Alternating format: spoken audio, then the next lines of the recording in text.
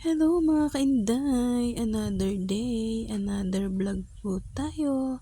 Cooking tayo ng ating version ng fish sarsyado. Ayan, nagisa lang tayo dyan ng bawang sibuyas. And then, inilagay na natin yung ating hiniwa-hiwa na tomato. And then, kukulan muna natin hanggang sa maluto yung ating tomato. And then, nilagyan natin yan ng um, lalagyan natin yan ng 2 egg.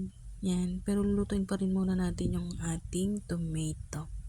Ayan, ihulog na natin yung ating egg. And then, halo-halo, mix-mix together hanggang sa maluto yung ating egg.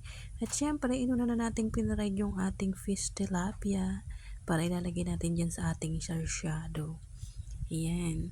Mix together hanggang sa maluto ang ating egg.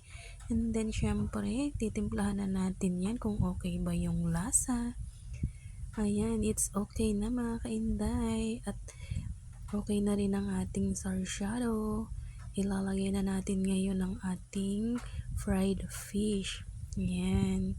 And then, lulutuin pa rin natin yan mga kainday para yung kanyang fish makombine dun sa ating sarsyado.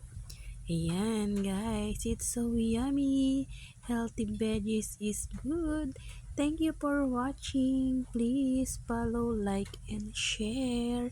Yan ang ating sarsyadong fish.